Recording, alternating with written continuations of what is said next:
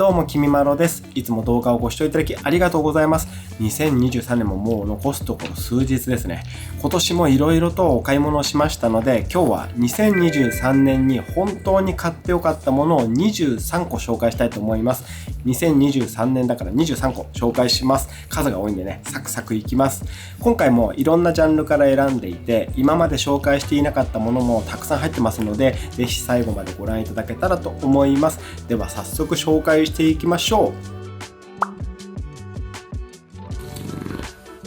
う。2023年に買ってよかったもの、まず1つ目はこちら。スイッチボットのスマートロックと指紋認証パッドセットです。今年ついにスマートロックを導入したんですけど、これね、本当に便利ですね。今回選んだのはこのスイッチボットのスマートロックなんですけども、まず取り付けが想像以上に簡単でした。スイッチボットのアプリの指示に従って設置すれば工事不要で取り付けることができます。玄関扉の内側にスマートロックを取り付けて、外側に指紋認証パッドを取り付けるんですが、こうすることで家の鍵を簡単にオートロックドアにできます。扉を閉めてから指定した秒数後に鍵をオートロックしてくれるようにとかも設定できるので、鍵のかけ忘れの心配もないし、鍵を開ける時も指紋認証パッドが指紋認証とあとパスコードにも対応しているので、鍵を使わずに開けることができるんですよね。僕は基本的にはね、この指紋認証が便利なんで、これでね、鍵を開けていますが、両手に荷物を持っていたりとかで、両手が塞がってるところで指さえ当てればね、開けられるので、楽々ね、鍵を開けることができます。これのおかげで鍵を持ち歩く必要もなくなりました。あとね、スマートロックっていうと、締め出しのリスクがあるんじゃないかとかね、言われることがあるんですけども、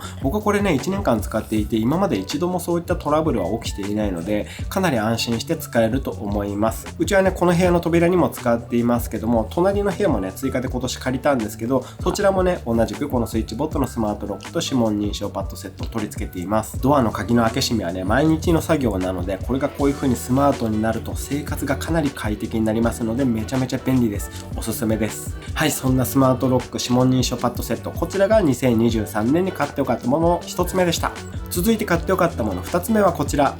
アンカーの Eufy スマートスケール P2 Pro です。これはもう何度か紹介していますが、乗るだけで計測できるスマート体組成計です。電源ボタンを押すこともなく、ただ乗るだけで約20秒ほどで自動的にスマホに体重とか体脂肪とか、そういったね、細かなデータ16項目にわたって記録してくれます。体重とか体脂肪って毎日記録して変化を認識することがダイエットの第一歩だったりしますが、計測するのはいいとしても、体重管理アプリとかをいちいち立ち上げて入力するっていうのがね、割と面倒じゃないですか。でもこれは乗るだけで Eufy Lifeという専用アプリに体組成データを転送してくれるので、手間いらずでめちゃめちゃ簡単に記録することができます。日々のデータはグラフで確認することもできて、直感的にデータの変化を確認することができます。年末年始はね、ついつい食べ過ぎたり運動不足になったりしてしまいがちなので、体型がね、気になる方はこちらおすすめです。こちらは Eufy スマートスケール P2 Pro というものなんですが、この本体ディスプレイのところ、本体ディスプレイの表示データがもっとリッチになった P3 というのもありますので、ディスプレイでいろんなデータが見たいという方はね、そちらもチェックしてみてください。でもそれ1万円ぐらいしてね、3000円ぐらい高くなってしまうので、結局データはね、最終的にはアプリで見ると思いますので、こちらのね、P2 Pro でいいんじゃないかなと思います。はい、2023年買ってよかったもの2つ目はこちら、Eufy スマートスケール P2 Pro でした。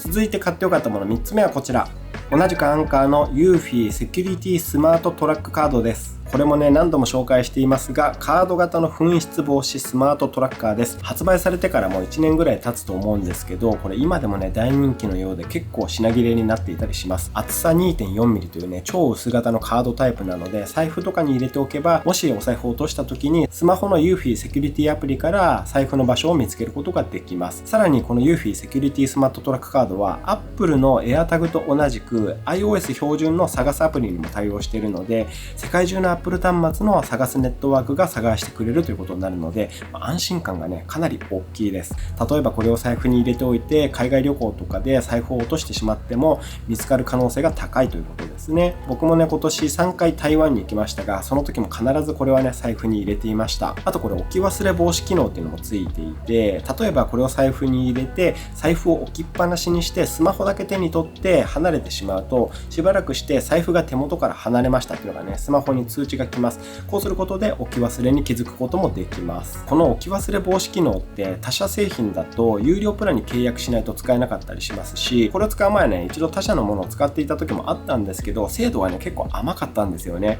離れてるのに通知が来ないとかね、結構そういうことがあったんですが、このスマートトラックカードは置き忘れ防止機能もね無料で使えますし、結構精度も高くて、ちゃんとね離れていったら通知が来ていたので安心感もね違うなって思いました。ほんとこれね買ってよかったです。はい、そういったわけで2023年に買ってよかったもの3つ目はこちら、ユーフィーセキュリティスマートトラックカードでした。続いて買ってよかったもの4つ目はこちら、クラテツフロアの置くだけフロアタイルです。で先ほども言ったんですけど、今年こちらの部屋の隣の部屋も追加でね借りたんですよね。お部屋を借りまして、でその隣の部屋のフローリングに敷いたコンクリート風のフロアタイルがこちらです。もともと普通の茶色いフローリングだったんですけど、雰囲気を変えてみたくてこのフロアタイルを導入してみましたが、これがね大正解でした。こんな感じでリアルで綺麗なコンクリート風のフロアになりました。ほんとこれね置くだけで簡単にこんな感じでできます。このフロアタイルの敷き方を詳しく紹介した動画も公開してるんですが、3ヶ月間でもうすでにね38万回再生とかされていて、かなり大勢の方に興味を持っていただいているようなんですが、このフロアタイル本当使いやすかったのでおすすめです。これ置くだけフロアタイルということで、文字通り置くだけで良かったし、切ったりする加工も楽々ですし、質感もリアルで耐水性もあるので、誰でも簡単にフローリングをコンクリート風にイメージチェンジすることができると思います。結構他社製品でも置くだけって言ってもね、結局粘着が必要だったりとか、加工が簡単ですって書いてあっても普通のねカッターとかじゃ切れないようなものとかもあるらしいんですけども、これねいろいろレビューを見てこちら選んでみたんですが、本当に置くだけで良かったし、加工もね楽々だったのでね、これめちゃくちゃおすすめです。そのフロアタイルを敷いた時の動画も分かりやすくね説明したつもりなので、この辺にリンク出しておきますので、あと概要欄にもリンクを載せておきますので、気になる方はねチェックしてみてください。一応今回紹介するこちらのフロアタイル、この概要欄にもリンクを貼っておきますので、よかったらねそちらからチェックしてみてください。はい、そういったわけで買ってよかったもの4つ目はこちらのクラテツフロアの置くだけフロアタイルでした。続いての買ってよかったものはこちら、山崎実業タワーシリーズ片手でカットマグネットキッチンペーパーホルダーです。はい、こちらの見た感じ普通のキッチンペーパーホルダーといった感じなんですけども、こういったタイプのねキッチンペーパーホルダーなんですけど、これ引き出してこういう風に片手で切ることができます。キッチンペーパーホルダーを使ってる方だと分かると思うんですけど、結構これ引き出した後にこれがくるくるくるくる回っていってしまって、両手を使わないと永遠にキッチンペーパーが切れないということねあると思うんですけど、これはこういう風に引き出してちょっと下に下げるとこういう風に片手で簡単に切ることができます。これ仕組みは簡単で、ここの下の部分、ここにシリコンのこういう滑り止めがついてるんですよね。なのでキッチンペーパーをこう横に引き出して下の方にこう下げていくと、キッチンペーパーがこの滑り止めにくっつく形になってしっかり止まってくれるので、これで下げればキッチンペーパー1枚ずつ切ることができると。こういう簡単な作りなんですけど、とても便利なんですよね。キッチンで料理とか作ってる時って結構こう片手が濡れていたり塞がってしまっていて、両手が使えない時って割とあるんですけど、これであれば片手でキッチンペーパーを切れるので非常にね助かります。こういったねちょっとした機能を持ったキッチン用具ですが、こちらも2023年買ってよかったものの一つですね。こちらが山崎実業の片手でカットマグネットキッチンペーパーホルダーでした。続いて買ってよかったもの6つ目はこちら、サンコーのラクアミニプラスです。工事不要で設置も簡単なコンパクト食洗機です。これは2023年の買ってよかったものの中でもナンバーワンかもしれないっていうぐらいにね、ほんと導入してからめちゃめちゃ生活が快適になりました。食洗機はずっと欲しかったんですけど、工事が必要だって聞いてましたし、結構場所を取るイメージもあったので諦めていたんですけども、いつの間にかねこうしたコンパクトで工事不要な食洗機が出ていたんですよね。しかもね2万円台でこれ買えちゃうということなので、かなりコスパも高いんじゃないかなって思います。実際今年ねずっと使ってみましたが、コンパクトなので大量の食器を洗うっていうのはね難しいんですけども、一人暮らしには十分なキャパシティだと思います。洗浄能力も非常に高くて、油汚れとかカレーとかね納豆みたいなこうちょっとスポンジで洗いたくないようなしつこい汚れとかもちゃんと綺麗になるし、食器洗いの手間もなくなってね時間効率が非常に上がりました。ほんとこれ買ってよかったですね。詳しいレビュー動画も撮ってますので、それもこの辺にリンク貼っておきます。あと概要欄にもリンク貼っておきますので、よかったらそちらからね見てみてください。買ってよかったもの6つ目はこちらのサンコーの食洗機ラクアミニプラスでした。続いて買ってよかったもの7つ目はこちら、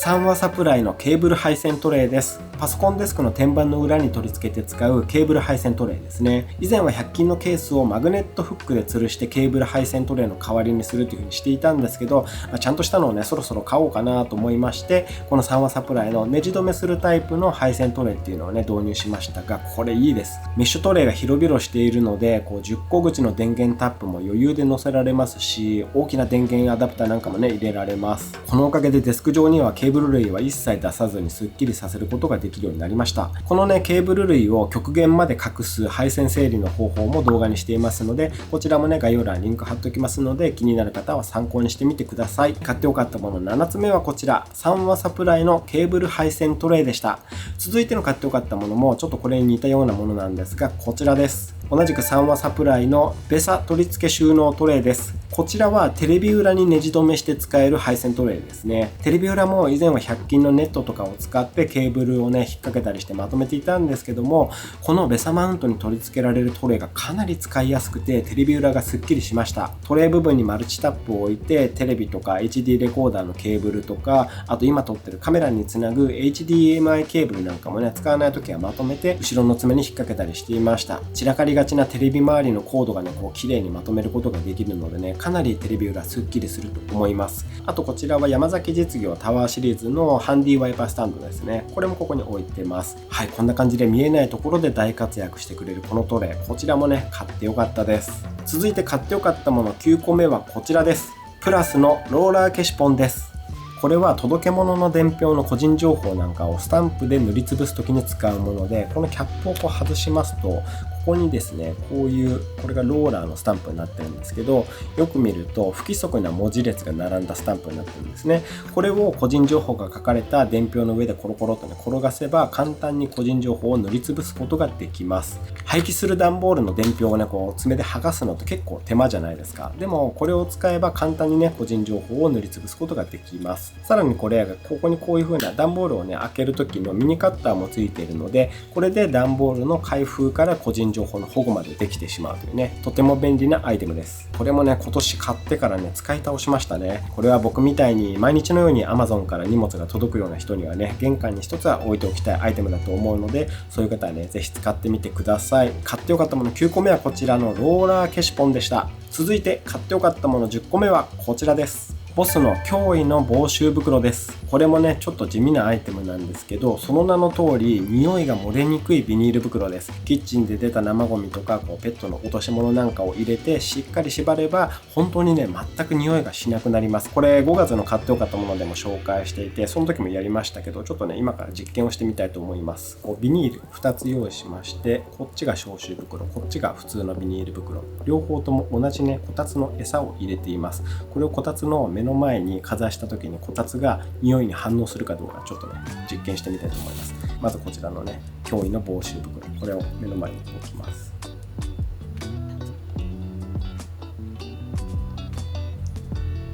はい、匂いしないんで全然気づかないですね。でこっちの普通のビニール袋、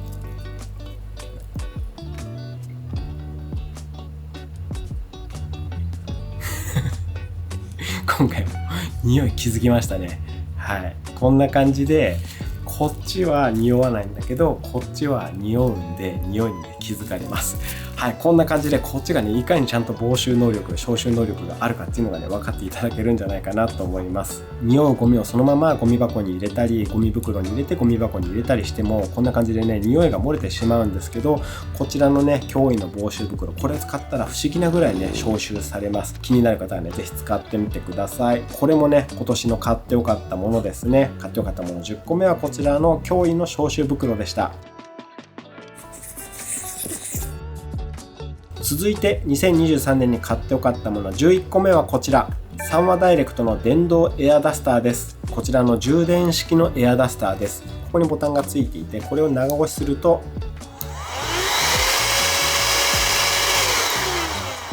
こんな感じで強力な風が出るので、キーボードのホコリとか窓のサッシの汚れとかを吹き飛ばして掃除することができます。僕はこれをね、アガベの水やりの後に使っています。うちね、アガベすごい数あるんですけど、いっぺんに水やりをするんですが、水やりをした後に水滴が残っていると葉焼けの原因になったりするので、水やり後にこれで葉に乗った水を吹き飛ばしてあげるという風にね、しています。かなり勢いのある風が出るので簡単に水を吹き飛ばせるので、これのおかげでね、水やり後の処理がね、めちゃくちゃ楽になりました。僕みたいにね、アガベをたくさん育てている方にね、めちゃくちゃおすすめです。もちろん最初に言った通り、キーボードとかのホコリも綺麗に飛ばせるので、デスク周りにね、一つ置いておいていいアイテムなんじゃないかなって思います。はい、買ってよかったもの11個目はこちらの3話ダイレクトの電動エアダスターでした。続いてもクリーニング系のアイテムです。こちらです。黎明藤井の卓上クリーナーです。こちらの手のひらサイズのブラシ付きの卓上クリーナーです。これもね、何度か紹介していますが、本当にあると便利です。側面にスイッチがついていて、このスイッチをオンにすると、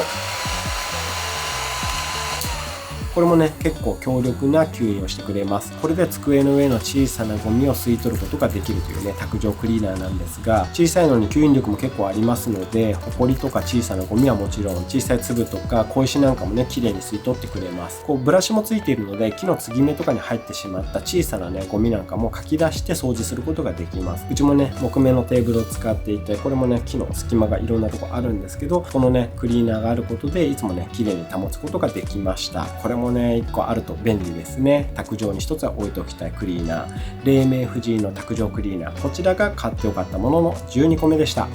続いて買ってよかったもの13個目はこちら、アイリスオーヤマのサーキュレーターアイです。はい、こちらのサーキュレーターなんですけど、こんなね、丸くて可愛いサーキュレーターです。うちは部屋中に観葉植物を置いていて、植物ってね、光とか水も大事なんですけど、風もね、めちゃくちゃ大事なんですよね。自然からちゃんと風吹いてるじゃないですか。なので部屋の中で植物管理するときも当然ね、風が必要になってくるんですけども、部屋の空気をこのサーキュレーターで循環させてあげるために使うんですが、うちもね、いくつかサーキュレーターを試してきましたけども、このアイリスオーヤマのサーキュレーターね、一番良かったですね。しっかりした風量でありながら、結構柔らかい風で、ちょっと今スイッチ入れてみますけど、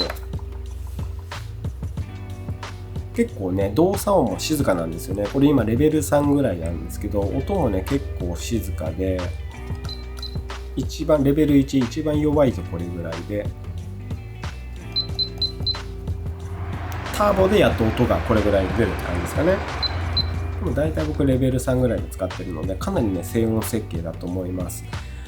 これね、土台も回りながら首もね、こういう風に回すようにしているので、かなりね、部屋の中にランダムに風を送り出すことができるんですけど、見た目もすごい可愛いですよね。丸いんで。あと重要なのがこれね、連続運転できることなんですよね。サーキュレーターって結構ね、6時間とかで自動的に電源が落ちちゃうみたいな仕様のものが多いんですけど、これはね、連続運転できるので、一日中風を回していたいね、うちみたいな環境にはぴったりなんですよね。これね、ほんといいサーキュレーターだったので、うちはね、この部屋と隣の部屋でもね、同じものを使っています。部屋に観葉植物を置いてる方にはね、おすすめなので、こちらもね、チェックしてみてください。買ってよかったもの13個目はこちら、アイリスオーヤマのサーキュレーターアイでした。続いて買ってよかったもの14個目はこちらです。コメリの K ビルド縦横連結できるスチール棚です。こちらもね、植物関連にはなりますが、このスチール棚は折りたたみ式のスチール棚になっていて、この1年でね、うち植物が去年の倍以上に増えてしまったので、そんな我が家の大量にある植物の救世主になりました。ベランダにあった植物もね、寒くなってきたら全部室内に取り込まなければいけなかったんですけど、ちょっと前にね、全部取り込んでこちらの棚に載せることができました。どうにか冬越しできそうです。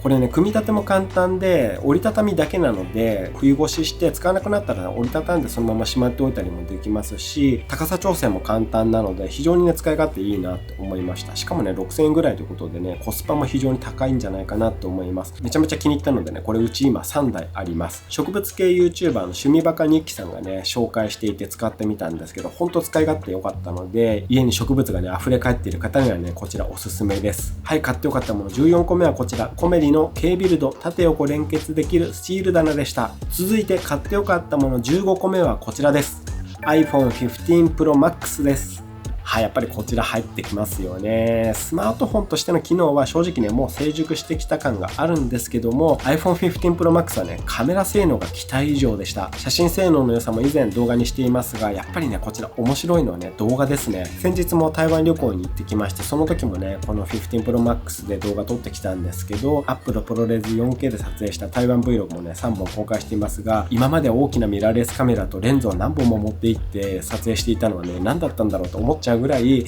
iPhone 15 Pro Max のカメラだけで綺麗な映像が撮れました。で、15 Pro Max は iPhone 唯一の光学5倍レンズがついているので、圧縮効果を効かせた映像なんかも撮れて、このあたりもね、撮っていても非常に楽しかったんですね。そんなね、スマホとしてもカメラとしても機能する iPhone 15 Pro Max、本当にね、買ってよかったと思いました。はい、そんな買ってよかったもの15個目はこちら iPhone 15 Pro Max でした。続いて買ってよかったものは、そんな iPhone と一緒に使いたいこちらです。アンカーのナノパワーバンクです。このコンパクトなモバイルバッテリーです。ここに折りたたみ式のプラグがついていまして、これを引き出すとこういった USB-C のプラグが出てきます。 iPhone 15シリーズから USB-C 端子になりましたので、ここにこれを直接挿します。こうすることで今ね、充電マークになりましたけども、iPhone 15シリーズを直接充電することができます。こちら容量は 5000mAh で iPhone 15 Pro Max を1日使って帰り際とかにね、ちょっとバッテリー切れになりそうだなって時にね、使えるちょうどいい容量のバッテリーです。僕普段 iPhone はモフトをね、背面に取り付けてるので、今まで使っていた MagSafe 対応のモバイルバッテリーだと一回これをね、剥がしてここにくっつけなきゃいけなかったりしたんですけど、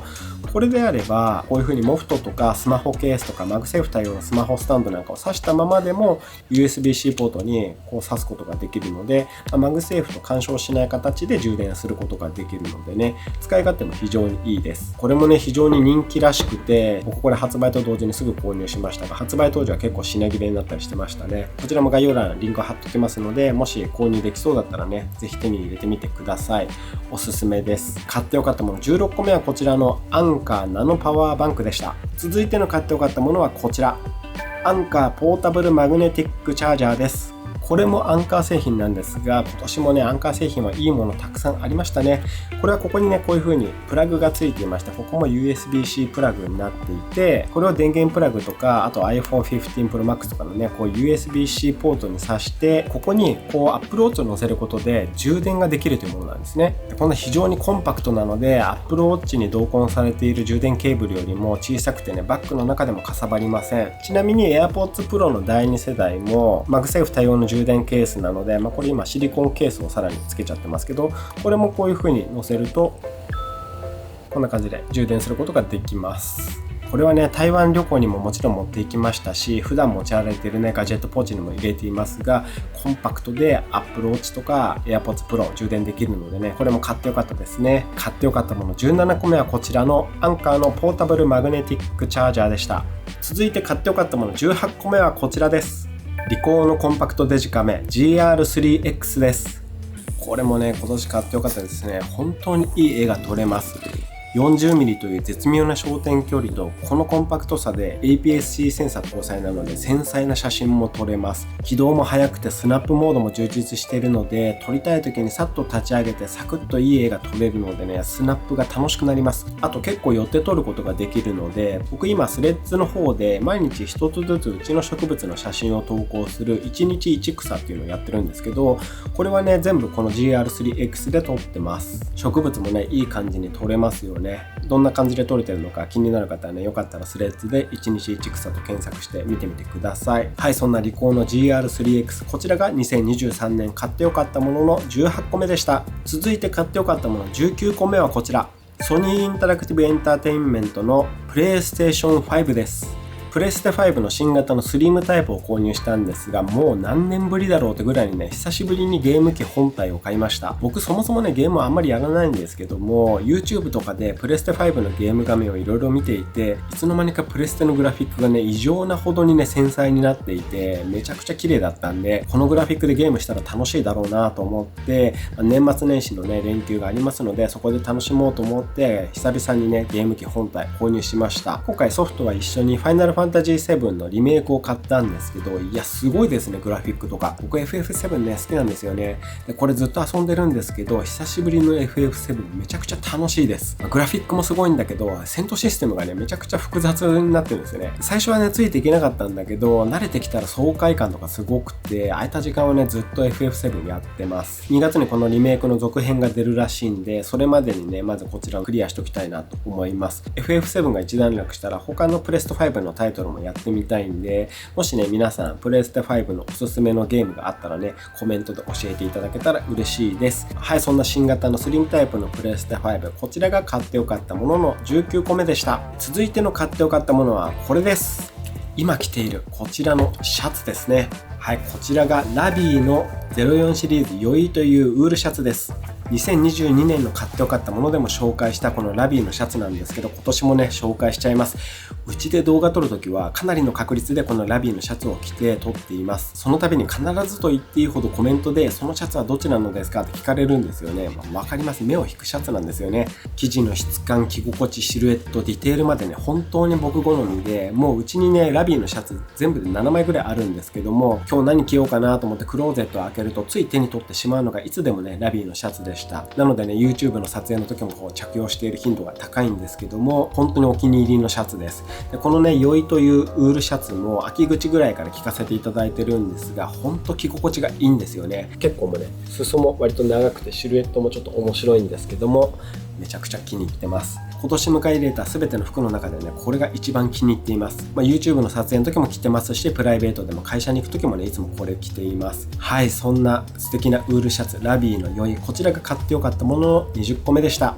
続いての買ってよかったものはこちらです。木沢の超軽量カーボン折りたたみ傘です。こちらのコンパクトな折りたたみ傘ですが、長年使っていたねモンベルのトラベルアンブレラが壊れてしまったので、こちらにね買い替えました。モンベルの傘もね軽くて気に入っていたんですが、あちらが 86g というねもうほんとスマホの半分以下の軽さだったんですけど、この傘はさらにそれを下回る 84g というね超軽量設計です。バッグの中に入れていても入ってることを忘れるぐらいね軽いです。めちゃくちゃ軽いです。そんなにね大きいサイズではないんですけども、急な雨とかをしのぐには十分なサイズなので、バッグの中ではね欠かせないものになりました。この前の台湾旅行でもねもちろん持ってきました。はい、買ってよかったもの21個目はこちらの木沢の超軽量カーボン折りたたみ傘でした。で続いて買ってよかったもの22個目、こちらはねものではなく映画です。今年見てよかった映画、ゴジラ -1 です。これはね本当に良かったです。この数年で劇場で見た中では圧倒的にねナンバーワンなんじゃないかなと思ってます。あまりに良かったので、最初は渋谷の東宝シネマズで見て、その後ねもっと大迫力で見たいなと思って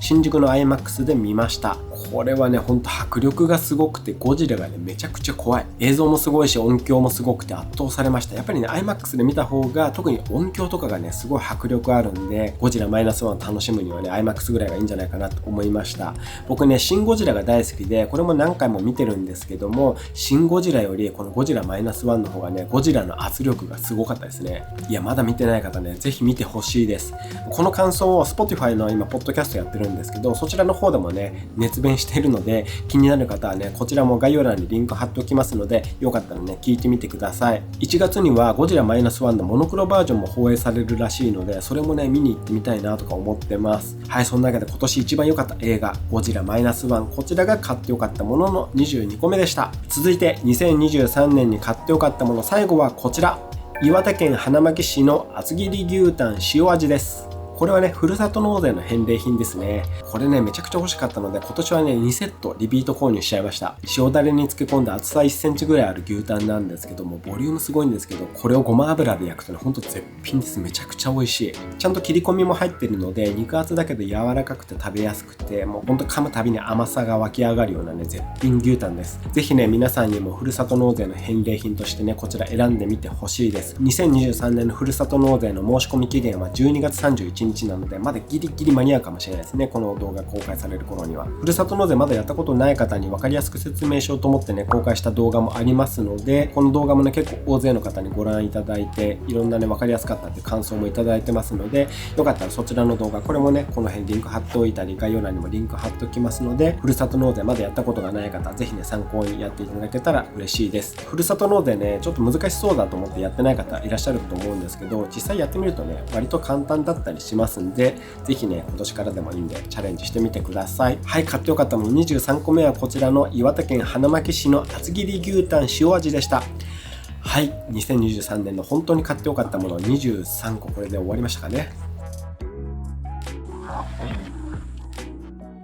はい、そういったわけで今日は2023年に買ってよかったものの中で特に良かった23個を紹介させていただきました。皆さん気になるアイテムはありましたでしょうか？もし気になるアイテムがあったとか、これは知らなかった、欲しくなったとかね、ありましたら感想などもね、コメントでお寄せいただけると嬉しいです。あと皆さんが今年買ってよかったもの、もしよかったらね、コメントで教えていただけたら嬉しいです。一つでもいいのでね、これ買ってよかったよっていうのがあればね、ぜひコメントをください。いいものの情報はみんなでシェアできたら嬉しいです。